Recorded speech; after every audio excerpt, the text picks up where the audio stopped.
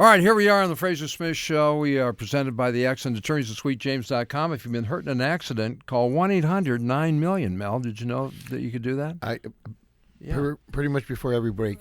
Okay. Yeah, we say it over and over again. Joining us right now on the show, he's an old friend. He's a really talented guy, a great actor. Robert Carradine. Yeah. Yeah, hey, hello, everybody. Yeah, Thanks for tuning in. Yeah. It's good to see you, buddy. Yeah, you too, man. It's been a while. It has been, and you look great. And, Thank you, sir. Yeah, man.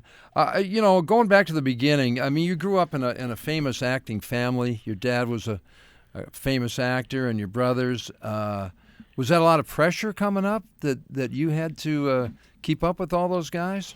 Nope, none whatsoever. The only thing I can remember wanting to do since I was a little kid was drive race cars. That was my whole thing. And when the Cowboys came along, the film I did with John Wayne, it was my first film. When it came time to go meet those people, I told my brother David, I don't really want to go meet them, man. Thanks anyway. He says, well, Robert, you have everything to gain and nothing to lose. So I took those words to heart. I went in and met him, and I got the job. So that sort of set me on a career path that I enjoy to this day. Well, that's right. And we're going to talk about your race car driving, too, because I know you still love that, or you got into that at some point. Yeah, I did that. I did that for 20 years, man. Yeah, that's awesome. Yeah.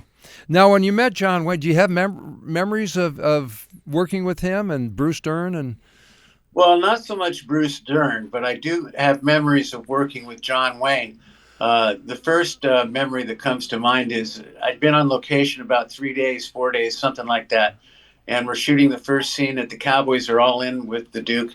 And I tried to tell him how to say a line. Uh-oh.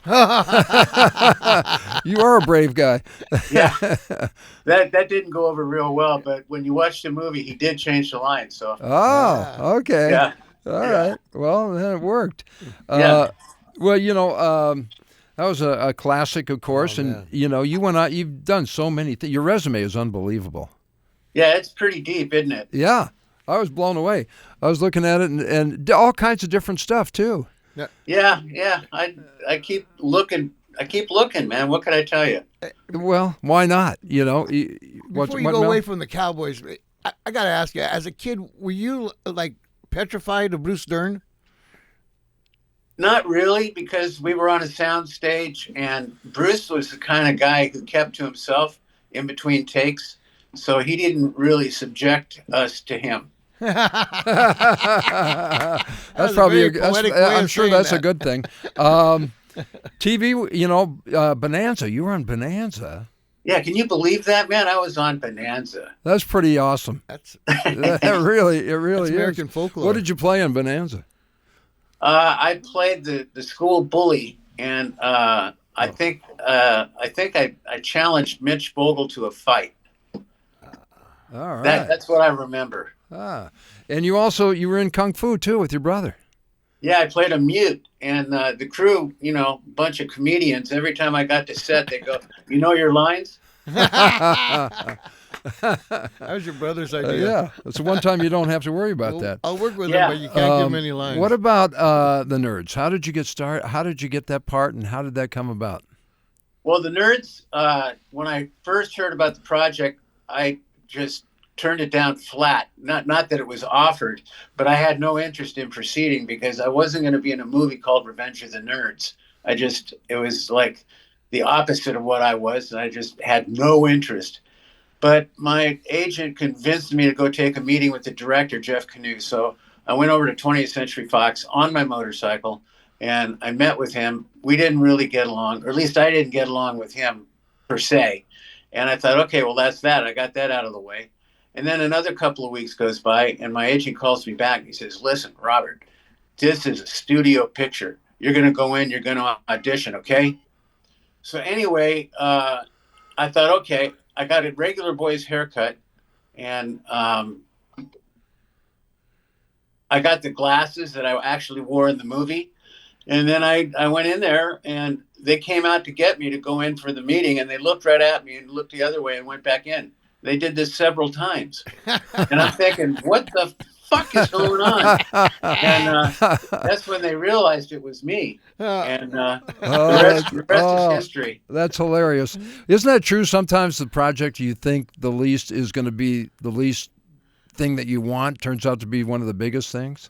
Absolutely. Absolutely. And now, I mean, here we are 40 years later, and the cast and I regularly make appearances all over the country, and people love us. Oh, it's sure. Amazing. Yeah. Oh, sure. That's a loved project that everyone dug. Everybody knows the song you guys played. Everything. Oh, yeah. We're lambda, lambda, lambda. Yeah. Omega Mu. We were just going over your resume. It's just incredible. There's so many things to talk about there. We're talking about the Nerds.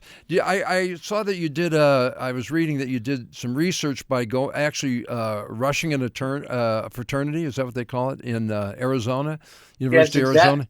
Yeah, because I have my motorcycle and chicks and shit, all that stuff out here in Hollywood, and I thought there's no way I'm going to get to this nerd unless I got to get out of here. So I got the studio to send me the location 2 weeks early. And all I brought with me was nerd clothing. So I didn't go out of my hotel room for 3 days because I didn't want to be seen in those clothes. You're so unnerdy. Yeah. So finally I got the gumption to put on the clothes, and I went outside and nobody reacted. It's like, oh, he must be an engineering student.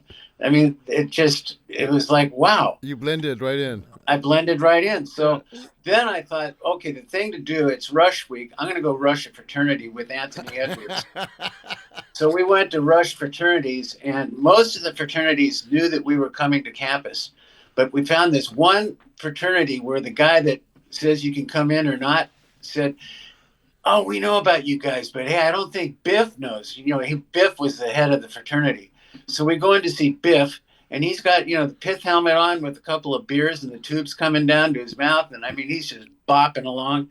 And the guy goes, hey, Biff, these guys want to rush. He looks one way, he looks the other. He goes, no way. Aren't the head of fraternities usually named Biff? Yeah. Well, I don't even know if that's the guy's name, but that's a good name. Yeah. Well, that's a good story, too. All right. So Lizzie Maguire, you played a lot of dads. I know I like playing dads because I'm a dad, so I get to flex my dad muscles. Did you have fun on that show? Oh, I had a blast. Every one of those kids was just wonderful. The star of the show, Hillary Duff, just the sweetest thing. And Miranda, played by Lelaine. I mean, these kids were great. And I'm still friends with the kid that played my son, Jake Thomas. So, that movie, I mean, that TV series really struck a chord. Yeah, that was a good one, too. Max Keeble. Max Keeble, yeah. The only thing I didn't like about Max Keeble is when they made me dress up in a lobster outfit. That's understandable. That can't be fun. No, I didn't like that. It's got to be hot. It's like, I'll be a nerd, but I'm not dressing up as a lobster. I got my line. Unless there's a lot of money involved. All right, so then you and I were in a movie. We were in Tag. That's right. We were in Tag. I forgot about that, man. Yeah. Linda Hamilton. Oh, my God, Linda Hamilton. Yeah. Oh, my God. Could you tell she was going to blow up and become a big star when we did that movie? No, but she became a big star to me. Yeah. She was cool, right? Oh, she was the coolest. Yeah. Yeah. That was fun. Well, there's other stuff that besides your acting that I wanted to ask you about. I know you're into race cars, and were you a big fan growing up of race car drivers, or was that just something you liked? No, that was the whole thing, man. Formula One drivers, Can-Am drivers, NASCAR drivers, anything with any racing vehicle I was into. And when you actually got to do it, what was it like compared to what you thought it might be? The adrenaline. Well, I was racing on Mulholland Drive pretty much every night since I turned 16. Wow. And that's a tough course. That's a tough course. I mean, you got a cliff on one side and a wall on the other. You can't mess up. Yeah, you don't want to mess up there. Off rich people. Yeah. But the guy from Bonanza, Dan Blocker? Yeah. Yeah, his son is Dirk Blocker, and he and I went out to the Riverside Raceway for the Times Grand Prix. And we're sitting there, we're watching these cars go around, And the first 5 or 6 cars are doing a good job. But as you started to get down the field, I realized I could drive better than the guys I was watching. And I said that to Dirk. I said, I can drive better than these guys. So that's what spurred me on to go get my racing license and go race on tracks instead of Mulholland. Well, probably a little safer, actually. Absolutely. Well, for one thing, everybody's going the same direction. And there's no cliff. There's no cliff. Yeah. That resume is just... Yeah, and he was like... Takes a while to read. And Frazer, did you know that I'm also a guitar player? Oh, no. You know, I guess I didn't know that. I should have known that. Yeah, I've been playing guitar my whole life. And do you play in bands? I have played in bands. I had a band with my brother David for a while. I had a couple of bands of my own. But my real forte is to record in the studio. I really like playing my guitar in the studio environment because it's so clean and clear. Yeah. Cool. And did you put an album out or two, or did you? No, but I did play on an album with the actress Mare Winningham, who's a very gifted singer-songwriter. And so that's the one album was with Mare. And then I have another friend, Andy Parks. I played on his album on 2 or 3 tunes. And so, yeah, I've been recorded. Now, who were, KLOS, of course, big rock station. Who were some of your favorite bands or singers? Guitar players, yeah. Well, I love James Taylor. Always have. I've become a recent fan of Vince Gill because of his guitar prowess. Yeah. And like that. Yeah, he's great. He's with the Eagles now, right? Yeah, that's right. He is. Yeah. He's a great guitar player. Yeah. All right, so music, race car driving. You're also, a celebrity around Hollywood, and no wonder grew up here. Yeah. I still remember once going to the Rainbow, and your old friend Mario, who ran the Rainbow, and you were there, and you got us. You were able to get us into the kitchen to have a dinner. I just thought that was so hip.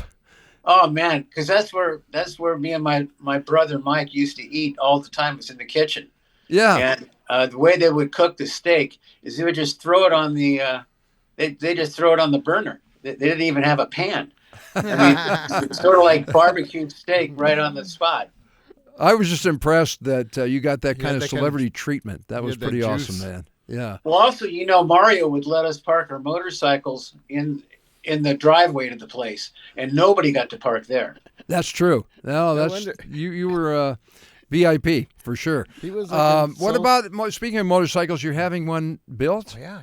Custom. Yeah, I'm having one built. It's kind of it's been 30 years in the making, if you can believe that. I got all the pieces in 1993, but I moved a lot because I was married, and I couldn't get a space long enough to build that bike. So I finally have hired this guy who's in Boise, Idaho, and he owns a company called Mule, like a mule, and he makes the best bikes. So I've got it in the right spot to finish it. Well, it's only been 30 years, so hopefully soon. Yeah, any second. Do you have tips for young actors coming up? Yeah, learn how to wait tables. Well, yeah, it's an up and down business, right? Yeah. You never know. It really is, man, and you got to survive. But luckily, I just lucked out and got right into it. But I think getting started as an actor today in this environment in Hollywood is really tough. Really tough. It's tight out there now, isn't it? Oh, yeah. Yeah. Yeah. And things are going elsewhere to shoot out of L.A., and there's a whole thing going on with that, right? Oh, absolutely. I'm going to be shooting something in Virginia, of all places. Oh, wow. That's interesting. Yeah, so many other places to shoot nowadays. What about the Whittier Film Festival? What about the Whittier Film Festival? I think I'm going to be there. Yeah, I think both of you guys what's are. your project there? Well, I'm bringing in The Big Red One, The Reconstruction, which is a film I did with Lee Marvin back in 1980. Sure. Oh, yeah. And, that film was restored to the director's intended cut, and that's the version of the film we're going to be showing in Whittier. Oh, that's cool, man. Well, I'll see you out there. I'm going to that too. And okay. Mel co-produced a movie that I happen to be in a little bit. Yeah, Holy Cat. So, all right. Rodriguez. Yeah. And other projects you got that you'd like to talk about or plug? Did you want to resist it too? Are you? Well, I just finished a movie called Cowboy Killer. and it's humorous, but it's Dark. people die. So what can I say? It's a All little right. dark.